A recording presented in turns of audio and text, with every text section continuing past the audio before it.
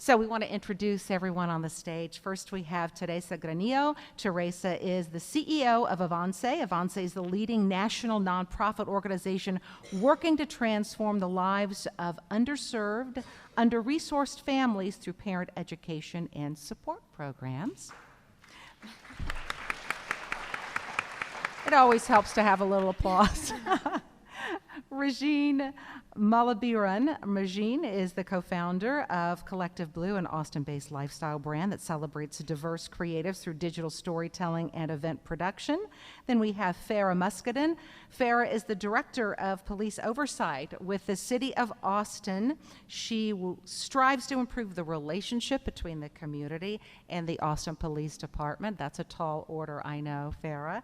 And finally, on the end, we have Tala Matchett.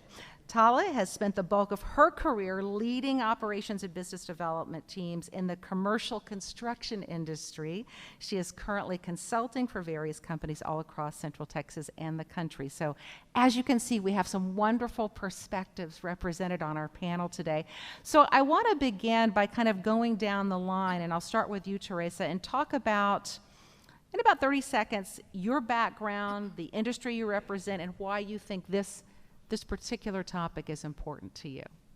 30 seconds, okay. It can go a little bit longer. I won't show you a hard wrap till you get to about a minute. Okay.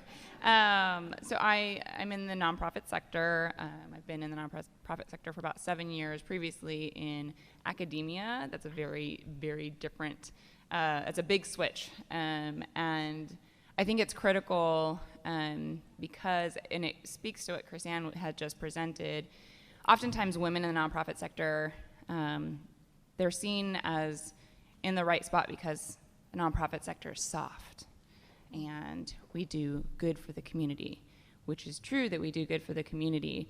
But I'm glad that Chrisanne said we can take care and take charge and produce results. And so I think it's really critical that in the nonprofit sector, where it's a pretty female-dominated sector, that we hold true to the three parts that can be and.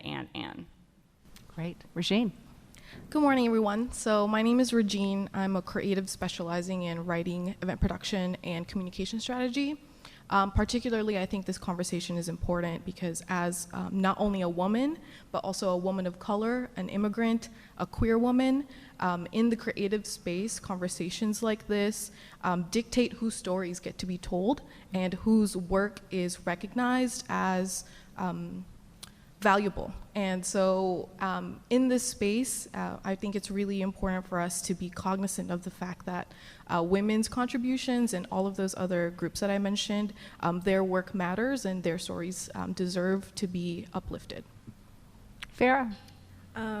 Good morning, everybody. My name is Farah Muscadin. I'm the director of the Office of Police Oversight. And so basically, I'm responsible for providing oversight of the Austin Police Department.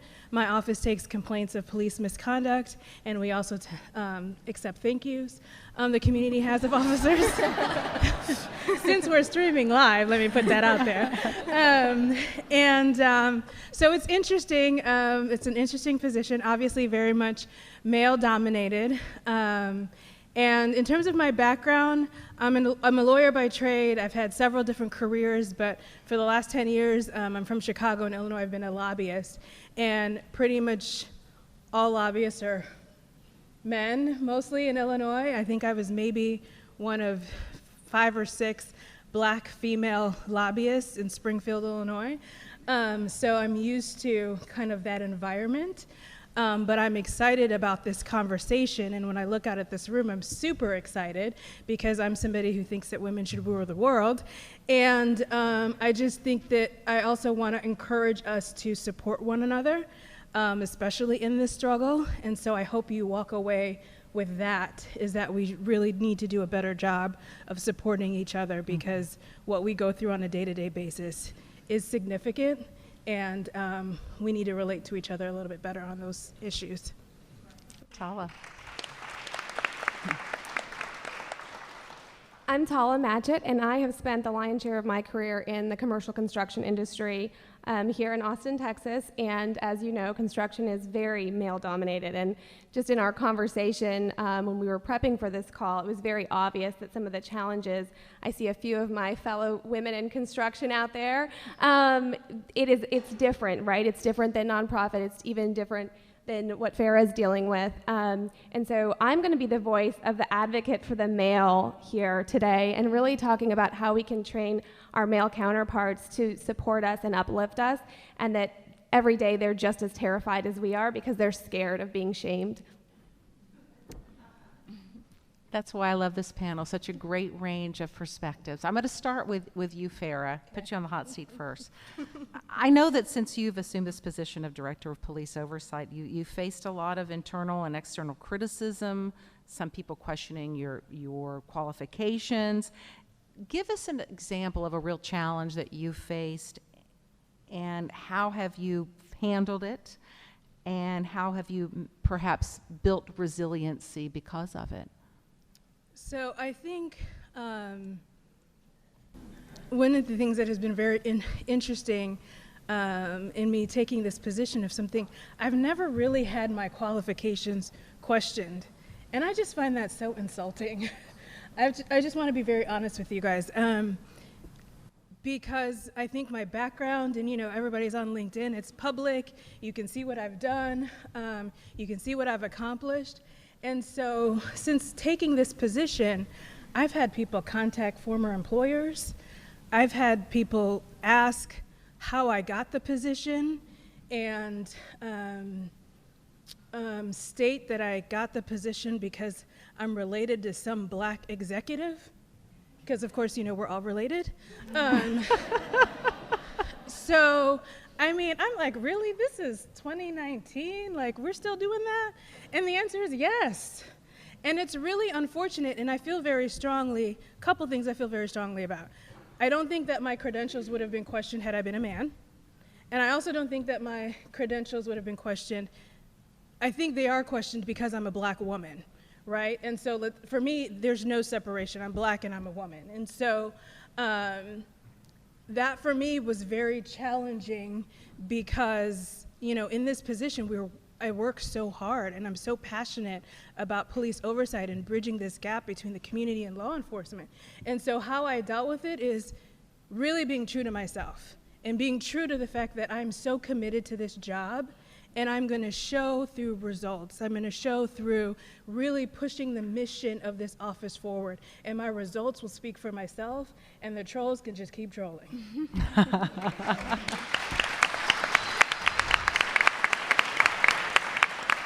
You know how Sheryl Sandberg says to lean in? We're going to need to do that on our microphones this morning. So bring them a little bit closer to you, okay, and truly lean into your microphone. Thank you, Farah, for your honesty and your wonderful words. Teresa, I'm going to turn to you now. Research has shown that women leaders who command space and authority are sometimes perceived as aggressive or bitter, while their male counterparts, as we've mentioned, are praised for being confident and direct. So in your experience, you've led two nonprofits. How have you grappled with that stereotype? So the word grapple, when I first heard that word, I kind of chuckled because I live it every day. It's not a grapple, right? It is like the true experience every day. I am a very direct person.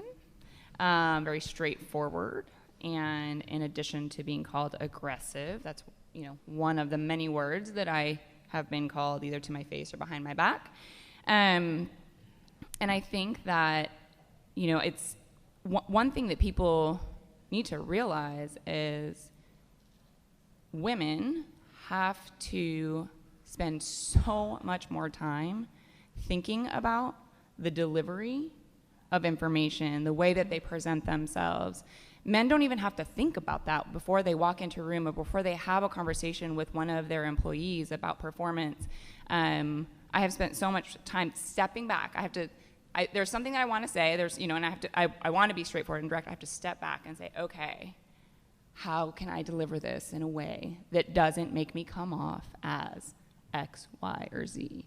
And that's unfortunate. It's really, it takes so much time, not only like physical time, but emotional time. And so I think that that's something that I know I've had to grapple with as a female leader, and I'm sure many of you have also had to. And I think that then what it does is it creates that space where we have to find ways to fuel our soul, to take care of ourselves. That self-care piece is so big because there's so much emotional piece, so much of the emotional piece, and so much time spent on that. So for me, I think it's just that time spent on not coming off that way that I wish that we women didn't have to spend that time doing. Do all of you feel that way, that you have to almost do a self-edit before you speak up because you're worried about how you might be perceived? Absolutely, yes. I mean, I think specifically in construction, I'm constantly editing myself, editing my fashion choices. Is this too feminine? Is this too girly? Is this color going to be annoying to the person that I'm talking to, right? And so men out there, it's gray, blue, browns, right? It's very basic. And as women, we have just such a wide variety. As I'm looking out here, there's different shoes and patterns and colors, and right, and we are able to express ourselves in that way, but it can also be detrimental because it can be annoying or not a color that they like, right? And so thinking through that every day, right? And what does this billboard say, and how is it going to prevent me from progressing in my career, because it's not something that is seen as conforming to what the expectation is for a person in construction. For me, Judy, sometimes I'll think about editing and then make the executive decision not to. Because I deserve to take up the space that I'm taking up and say how I see something, or if there's something that I'm wanting to suggest or maybe even criticize. Given the fact that you're having me at the table, you should want to hear my opinions, and I'm going to say them. So you work in a more creative space with Collective Blue, and I know that you co-founded because you felt like there was a kind of a lack of inclusivity and diversity within the creative community. You're an immigrant, you're a millennial, you're a woman of color. What are some of the unique challenges that you faced through this kind of entrepreneurial journey that you've taken? So I think uniquely the two main challenges that I've faced starting my career, I graduated from UT only a few years ago. So in the midst of the, the genesis of well, not really the genesis, because Tarana Burke founded it years ago, but in the popularity of the Me Too movement, the challenges that I face aren't necessarily blatant, they're more suggestions. So who is letting me speak? Who is uplifting my voice? And then at the same time, when it comes to my own community, who is giving me the validation and affirmation that pursuing a creative career as a young Asian woman with no generational wealth is a solid career choice? And so I dealt with a lot of imposter syndrome because I never felt like people would blatantly tell me, you're not supposed to be here. It was more of a feeling that I really had to learn to navigate. So thankfully, I've been able to find a community not only through Collective Blue, but because I also work in the nonprofit sector and in cultural arts. I've been able to find communities that have dealt with the same thing, not seeing their work represented or valued in their own space, not having a support system in their own community because you're forging a new path. And so over the past few years, I'm really grateful to say that I have found mentors and colleagues that support me, but it was a very intentional journey through not only self-awareness, but also understanding a lot of the unsaid or unseen contexts and nuances of the spaces I inhabit. I'm going to direct this next question to Tala, but feel free for any of you to chime in. You work in a very male-dominated industry, obviously. From your personal experiences in the construction world, how can organizations better restructure their workplace environments to nurture, and support women and actually lift them up? What are some ways you could see that in your world? Yeah, absolutely. Well, I'm going to tell a little story. Yesterday, I was in Birmingham, Alabama, Anyone who's been to Birmingham, Alabama, it's pretty conservative and it's very male dominated, and a lot of women don't work. And I'm sitting down with a 40-year-old CEO of a billion-dollar construction company, and the first thing he tells me is, I've read all of Brene Brown's books. And I was like, we can do work here. We're at a good place. And so it's really investing in our men to help support and uplift our women. And when we uplift our women, we are not putting our men down. We're uplifting leadership, right? And so creating better leaders. But I think it's truly investing and being willing to have the really tough conversations and knowing that we don't know all of the stereotypes that everyone comes to the table with, right? As a woman or as a man, and being willing to have forgiveness, the same as we have forgiveness talking about race or gender, right? We're all just trying to be better, and I think offering that grace and really being intentional about how we structure our organizations and putting training behind that will help. Anybody else want to talk about ways organizations can better nurture women and help them advance? I mean, I think it's prioritizing equity and prioritizing the fact that women have just as much value as men do. And there are certain organizations that just don't feel that way. So, I mean, I would start there. A lot of the things that I talk about, or particularly as it relates to race, is the acknowledgement, right? And so I think that organizations have to acknowledge the importance and value that women bring to the table. And so it's not just about checking a box, it's about really putting where your mouth is. And so, that's really where I think organizations really need to sit back and look at. So like when I think about the police department, I would love to see them put additional efforts into recruiting more female officers. I mean, that percentage is ridiculously low. And so, that acknowledgement that women bring value to policing, I think, is important. And so I would say that for the city of Austin is also acknowledging that, we bring value to the table. And so that's where I think that because the sincerity through that ownership is really where you need to start, and then you move it forward.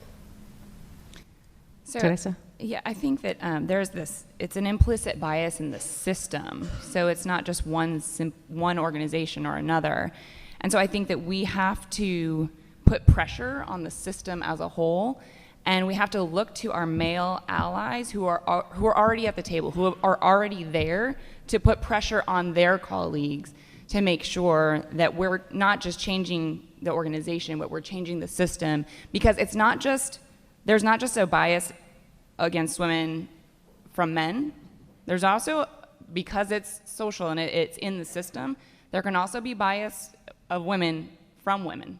And so I think that we have to recognize that these biases they're long-standing, they're entrenched in our society, and in order for us to actually make change, we have to look at it as a systemic change. I want to check in with Courtney now, because I know we're probably getting some great questions in from the audience, and I want you all to have a part in this conversation as well. Courtney, do you have some questions for us? Okay, so I'm getting people texting in to check the mics, so lean in a little bit more. I think in particular Farrah's mic is a little low. I think it's Farrah's mic, yeah. And yeah, I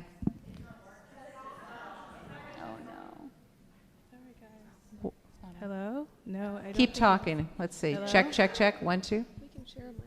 No, it's not. Okay, it's not you know on. what? I'm going to suggest, and I don't know technically if this is a good idea or not, but maybe Tala and Farrah could share that microphone. Okay. Brad, is that okay with you? Okay, let's try that. Just grab it and pull it in, and we'll hope for the best. Kind of like our world. We grab it and we pull it in, and we hope for the best. Courtney? Okay. So, although negotiating is a routine daily part of life, negotiating may feel uncomfortable, especially for women, and may be received negatively, particularly when you're talking about equity pay and raises. So how have you all experienced, or can you share experiences in your life where you've had to negotiate equity pay or raises, and any That's tips? such a great question. You know, I grew up in the 60s, and my mother always said, it's not polite to talk about how much money we make. And, you know, that's not right. We should be talking about, because we want to make sure that we're being paid an equitable wage. So talk about some of those negotiations in your lives, in your business world. So I have only worked in government, and generally government is you don't tend to negotiate. I mean, the salary is the salary. But I have, you know, I'm part of the 40 Club. And when I turned 40, it just changed for me. And so I just really have this perspective where I just really don't give a damn, okay? I just have to, I have to be me. At what point in my life do I get to be me? And I decided that was gonna be when I turned 40, right? And so, you know, going back to the aggressive question, you know, I think I assimilated and code switched a lot when I graduated from law school at 25 and through my 30s, because I had to figure out what the game was, and I was more of a pleaser. But once I turned 40, I was like, I have got to be me. Whether or not you perceive me as aggressive, that's your business. I know I'm not, right? Because I have to be my authentic self. So when it came to negotiating my salary, this is extreme, but sometimes you have to be willing to walk. And I work really, really hard, and I want to be paid for it. And so I went back and forth, and back and forth, and back and forth. And I did my own research and brought receipts, brought what other comparable people were paying, because I wasn't going to get paid lower because I'm a woman, because I'm African American, because I'm not here, and people assume I don't know the game. None of that. And so I was really prepared to keep on the job search, because at some point you have to know your value. And for me, I will be very honest with you, I wouldn't have done that in my 30s. I really wouldn't have. But now I'm like, you know, I have a record. I know what I bring to the table.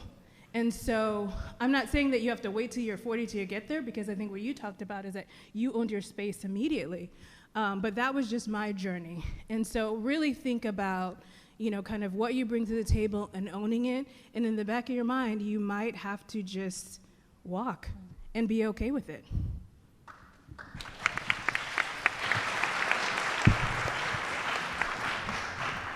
We were discussing a little bit earlier how to uplift other women. So my experience with a discussion regarding pay and negotiation actually had to do with my mom. So my mom is the controller and the administrator for multiple Houston area sleep clinics. And she's from the Philippines. That's where she started her career, spent decades there, building her career as an accountant. And when she got to the US, she had this perception that pay negotiation, or she didn't really understand that was the game, as Farah mentioned. You know, I remember talking to her about it because I found out that she was actually getting paid, you know, $10,000 less than the average in the Houston area. And I was like, why haven't you had this discussion with your bosses? And she was saying to me, she's like, Regine, in the Philippines, the way that it works is that you trust your bosses to recognize your worth, and they will give you that raise themselves. And I was like, Mom, you know, I get it, but in this country, they will not hesitate to take advantage of your workhorse mentality, point blank, period. That's what they're gonna do. And so we had to have this really, not uncomfortable per se, but like this new conversation about, okay, Mom, like you are in this space now. And for me, it took until I was an adult and also working in my career to even recognize that my mom, who had been at this company for like 10 years at that point, needed to have a conversation about how she was not getting paid what she was worth. And so I think also too, when it comes to discussions about pay, it's not just how can I advocate for myself, but it's also an exercise in advocating for other women in your life to make sure that they are getting what they deserve as well. I've got a statistic for everybody. According to McKinsey's 2019 Women in the Workplace study, only 1 in 25 C-suite executives is a woman of color. So let's talk about taking action. What can organizations do to better incorporate an equity lens, if you will, into their recruitment, their hiring, their retainment, their advancement of women? Who wants to tackle the equity question? I don't know if this is exactly an action item for this particular question, but I will say, again, from the nonprofit sector, those who are closest to the problem are best suited to solve the problem. Therefore, look at the population that you're serving and recognize that your leadership, that your staff, everyone needs to reflect the population that you're serving. And particularly, I'm gonna make a statement about boards.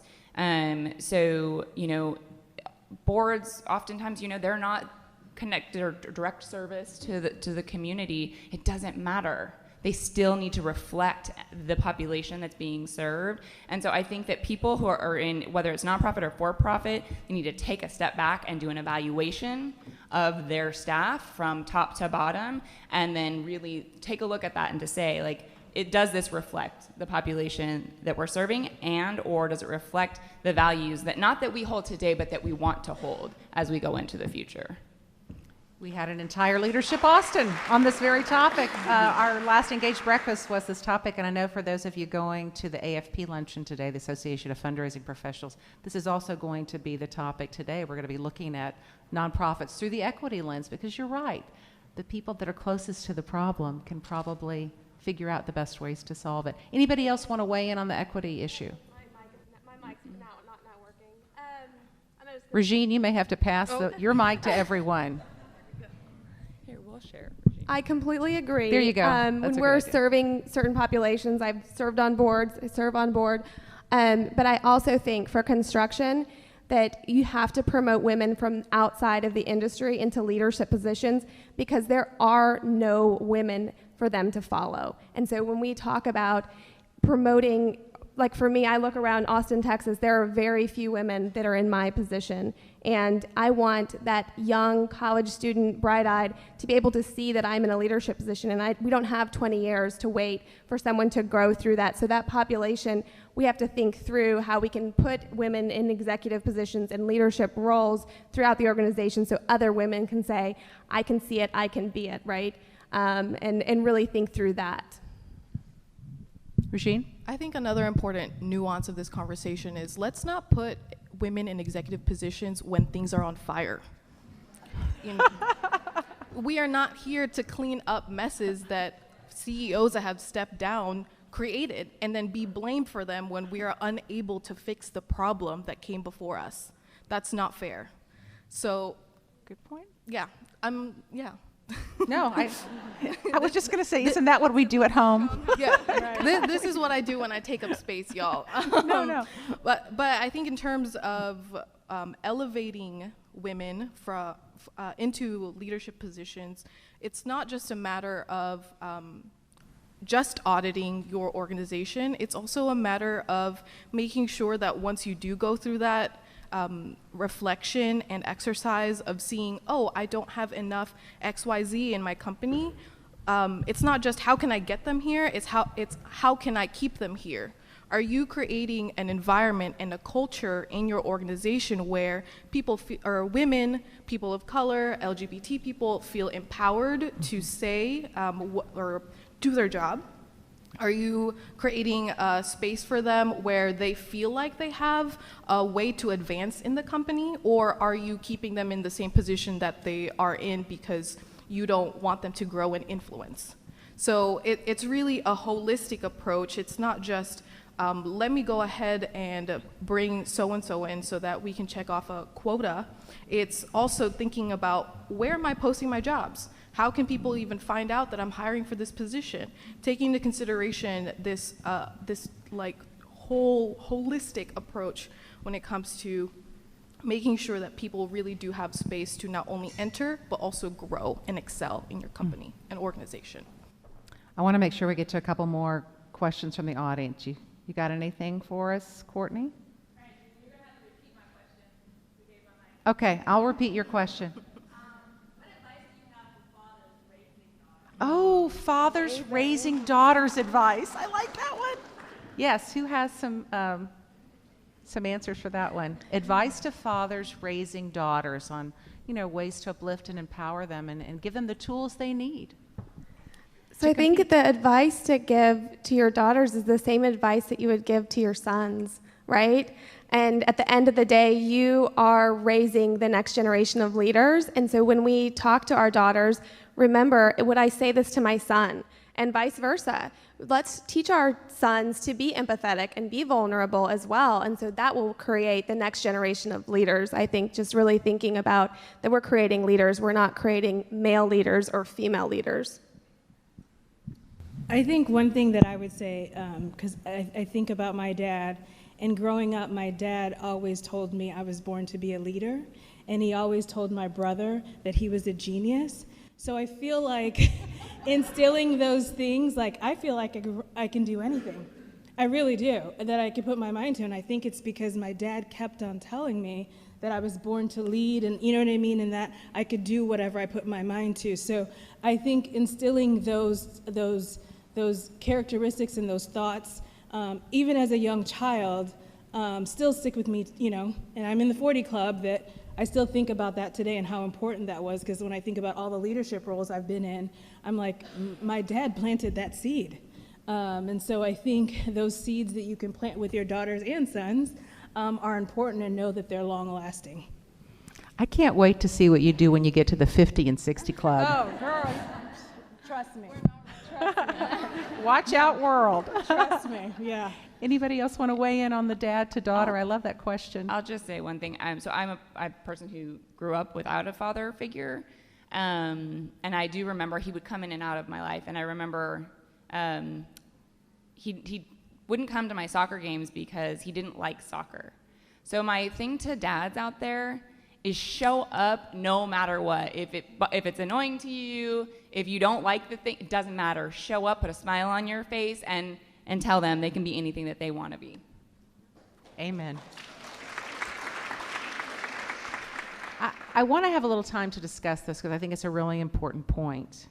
Women in positions of power often face this trope of the alpha female.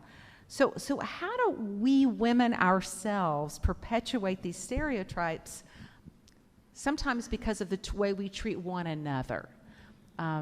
We really need to talk about women to women and how we can lift each other up rather than the opposite.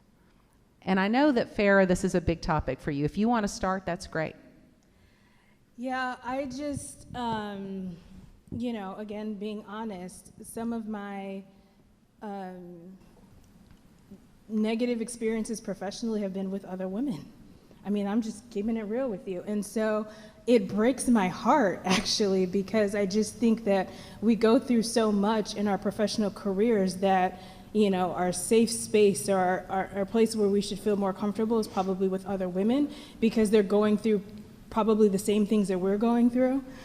So one of the things that's really important to me is women supporting women. And I just feel so strongly that, like, when you succeed, I succeed. When you move up that construction ladder, that opens up an opportunity for me, even though I have nothing to do with construction. It's just paving the way, and I hope that we can get that mentality out there, especially as it pertains to women, because we pave the road for other women in everything that we do. And, you know, paying it forward, as the COO stated earlier, is really, really important. And so I hope that we get to a point where we're not so much competing with ourselves, with each other, I should say, and really supporting each other, because that's really how we can stop eventually having this conversation. Anybody else want to weigh in on women lifting each other up rather than feeling more fiercely competitive? Right, so I think where it really starts is shedding ourselves of this attitude of scarcity. I think when it comes to women feeling like they need to compete with each other, it's because they feel like there's only a limited amount of space or opportunities for us. And so we're gonna, you know, climb over each other so that we can get to that space first. And understanding that that is not the case, and that we do have room to expand, because men have never felt like they only have a finite amount of leadership positions or opportunities. And so, you know, I think that men have a lot to learn from women, but I think also vice versa with the way that men have handled their own career advancement is that, you know, they just do them. And also, too, I think something that men do really well in the professional space is networking and advocating for each other. You know, how often is it that men will say, you know, maybe on a golf course or on a vacation, hey, I have this C-level whatever position opening up. We haven't posted the job yet, but you should send your resume to my head of HR. How many times do y'all think that happens? And so if you as a woman are in a position to be able to do that for another woman or maybe someone else that is qualified regardless of gender or whatever, that should be something that you choose to do because your success is not limited by someone else's. Do you want to weigh in on that? Okay. Before we do our call to action, I want each of you to talk about the best advice, career advice, life advice in general, that you can think of to share with our audience today. Maybe from a mentor, maybe from a parent, maybe from a colleague. Teresa, do you want to start with that one? Sure. I'll give you what I thought was the best advice. When I was coming out of grad school, one of my professors, he told me, he used to call me Granillo, by my last name, and he said, when a door opens, walk through and figure it out later. And I was like, oh yes, I'm gonna do that. And then I got into the workforce and realized that he was a white male from middle class. Like, that was his truth. That was not my truth. So I have then kind of now morphed that advice into, walk through that door, definitely take it, own your space, and then figure it out later. You know what I mean? Like, we have to come in and find a way to own our space, and that takes a lot of navigating. So I think that was it. And then the other one I'll say that was not the best career advice, and again came from women, because I've had a lot of the same experiences as Farah in terms of the worst experiences I've had in my profession have been that woman-on-woman kind of infighting. And so I was told that I needed to work on my poker face because I show too much of my feelings on my face, and that my green eyes turn a different color when I'm in a stressful situation. So I was like, so should I wear a paper bag? Is that how I'm supposed to do this? Like, I don't know what my face is saying. Can you sit and tell me what my face is saying?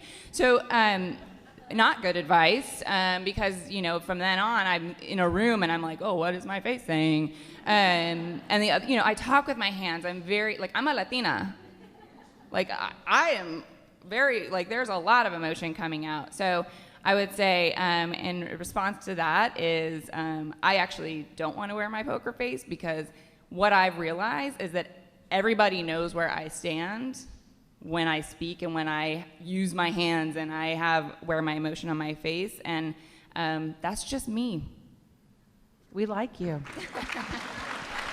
Regine, best advice that you've gotten? So despite me telling my mother that she needs to stop having such a workhorse mentality, she did pass it down to me. So some of the best advice that I've ever gotten, I actually received while I was in the midst of planning a festival. I was the lead on the project, and it was 2 weeks out, and I had all these details. I need to hire the caterer, I need to make sure that we had porta potties, all these things. And I remember I was talking to one of my mentors, and she heard the stress in my voice, and she was like, Regine, chill out. Sit down and rest, because you can do this tomorrow. It's like nothing is gonna set on fire if you just close your laptop and do something that you enjoy. And I think as women, especially women of color, or if you're from an immigrant background, you feel like if you're not working or if you're not producing, then somehow that affects your value, or how your life is going to turn out. You know, in some cases, I think that's true, but there's also times where we take that to the extreme. And so I've learned that if I don't rest, my body will make that decision for me. And I don't want to get to that point where I'm burning out and then I'm not able to perform because I did too much unnecessarily. And so that would be my advice to anyone here, because I know South by being canceled, there's a lot of things that are on fire. You know, let's just be realistic and truthful about what needs to get done today and maybe what we can delegate or do tomorrow. Taking care of yourself is so important. Farah, best advice? I think the best advice that I've received is to be my authentic self. And I think that's important, especially in a professional capacity. And it's been a journey for me. I think about when I was interviewing for jobs in law school, I wore a specific thing. I had my hair in a bun, and I remember the career counselor saying, "You've got gray hair. You can wear your hair down." You know what I mean? I'm like thinking about being perceived in a particular way, and it really wasn't me. And so I think in my journey of when I received that advice, I was like, well, this is me. But it really wasn't. It was who I thought I needed to be. And so here, sitting with you all, you are seeing Farah Muscadin. This is me. And take it or leave it. You know what I mean? But this is who I am. And so I'm so proud to be able to be in this space, and so proud, even though when I got that advice, I didn't really understand it. But over time, I got it. And it makes me happy to be the person who I am today. Tala? Yeah, I think for me was a woman who was an executive at the first company I worked at. She said, as you grow in your career and you sit around the executive table, you will always have to make sure that you have one foot with all of the women in your office, no matter if they're admins or if they're project managers or whoever they are, and that balance between being true to being a woman but also being an executive, because if we spend too much time outside of the executive table, then we're perceived as just another admin, just another girl. She's not ready for this. And so really thinking about that balance as we climb that ladder of making sure that we're taking care of the women and connecting with them and uplifting them and helping them, but also being able to sit around that table and keep things very confidential and be a professional. I have one quick text question that came in before we do our call to action, and something we haven't discussed. The question is, how can we switch from using terms like female, which refers to biological sex and can kind of be exclusive, to intersex folks to a vocabulary that is more inclusive? Anybody have a good idea on that question? More inclusive vocabulary to make anyone of any sexuality feel comfortable. The word "they" exists. No, that's good advice. That would be my. I really hate seeing she. Is it like he / she, like in text, like he or she? It's they is easier to say and takes up less space. And you know, I think what really, when it comes to discussions about gender, it's also an understanding of the fact that when you say, when you identify just one group, you're also excluding this whole spectrum of people. And so when I've seen this often in the activist space is like women and non-binary individuals. And so when you say that, then that means you're really excluding trans people and also perhaps people that don't align. You're saying that what you want is women and then also non-binary people or trans people that look feminine. And it's a really deep conversation, but in terms of just more inclusive language, let's just remember that the word "they" and "there" exists. Okay. And then from there, we can start expanding our vocabulary. Okay, very good. Time for a call to action. I want to kind of make this twofold. What actionable advice would you give to women in the workforce, and what advice would you have for men in the workforce who wish to better support women in their particular industry? So if you could kind of do twofold: advice to women, advice to men in their industries to better lift up women. So I'll first start with advice to men is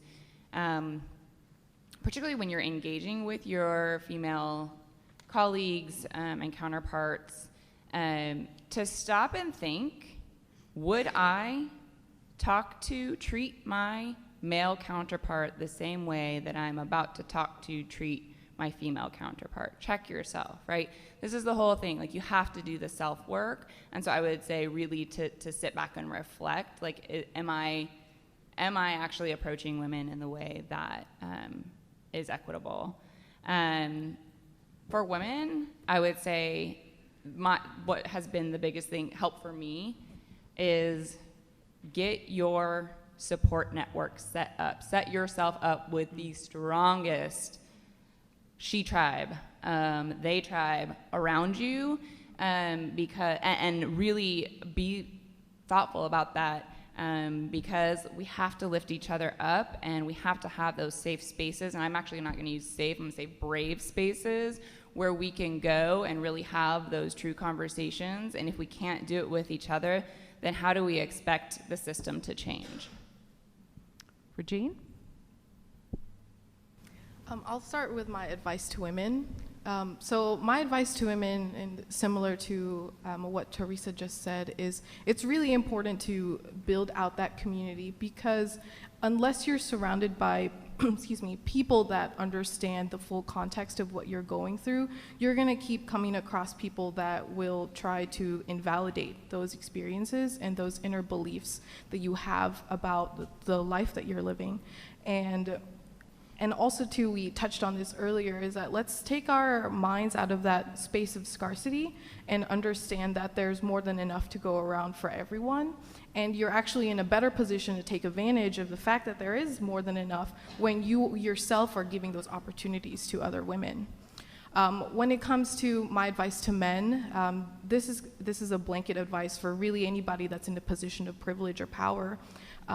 You need to remove your ego from these conversations and these settings. You can't center yourself in discussions around the sexism, the misogyny, or the homophobia or racism that people experience, because we're not going to be able to solve any problems that way. And at that point, also, too, if you keep centering your ego, then people are not going to want to have these discussions with you. They're going to figure out a way to avoid having these really emotionally laborious conversations, and then just figure out their own path. And then that doesn't create an inclusive or brave environment for anybody. And so it's really just a matter of making sure that you are not putting your own wounded pride in front of somebody else's trauma or vulnerability. Farah? So I would say, consistent kind of with my theme of the talk, I made a post the other day that said, empowered women empower women, and I love that. And so I would encourage you all to truly and sincerely support one another, empower other women. I think it's important. I value mentorship. I have my they tribe too, and I think it's been really important for me in my development, particularly as I've kind of gone up the ladder. So my advice would definitely be to do that. And then lastly, I'd leave for everybody is, finding that authentic self. I mean, it's just so real, and it's so freeing to, just kind of being able to just be you in all sense of the word. There's no more work Farah and personal Farah, it's just Farah. And so I would want to see that for everybody. As it relates to advice I would give to men, I think it's just a level of self-awareness. I've received a lot of compliments from male supervisors that at the time I didn't realize, wasn't really a compliment. but I mean, it wasn't really from a negative place, but, you're really smart and you work really hard and, that kind of stuff. And so I think that, we all do this. We say things that doesn't necessarily come from a negative spot, but maybe perceived in a different way. So I think that self-awareness is really important, and also look for opportunities to support women on your teams or women that you work with or the women's in your life, that it doesn't necessarily have to be something that presents itself, to actively do that.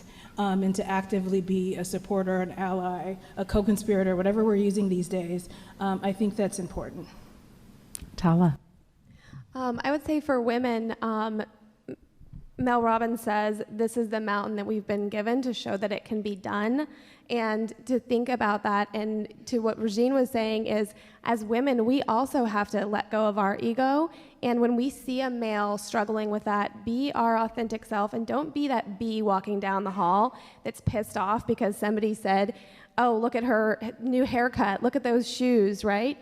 Have the conversation, and don't be the person that everyone thinks like she's unapproachable. I can't approach her because she carries like this shell, right? We all know that female, right, who has the shell, and no one can sort of penetrate that. So be the female that will have the conversation, and it might be a hard conversation, but know that your male counterpart is struggling to have that conversation too. It's not just you struggling in that. And then I would say I have a lot of things for men, but at the end of the day, I think it is truly to never compare us to your wives, your mothers, your sisters. We are not your wives, your mothers, your sisters, your girlfriends. We are your coworkers, and we are your partners in this. And again, going back to treating us like your male counterparts, and would you say that to your male counterpart? Wonderful. Before we thank our panel, our wonderful, amazing They Tribe up here today, a few dates to give you. April 1st is Leadership Austin's Community Engagement Honoree Reception. It's also the day when applications for Leadership Austin's Essential and Emerge programs are open. April 2nd, Leadership Austin's Essential and Emerge recruitment kickoff. Get on the Leadership Austin email to find out more about these events. Next Engage Breakfast, very important, April the 8th, Wednesday. We're going to talk about the importance of the 2020 census and how you can help perhaps reach some of the hard to count communities. And our Decibel monthly special at the end of the month, 7:30 on a Friday the 27th on Austin PBS, will also be talking about the census. Whew, I think we got it all in. We're just a few minutes over. Thank you all for being here today, but most of all, thank our wonderful panel. What great women we've had up here today. Make it a wonderful day out there. Thank you so much for sharing your morning with us.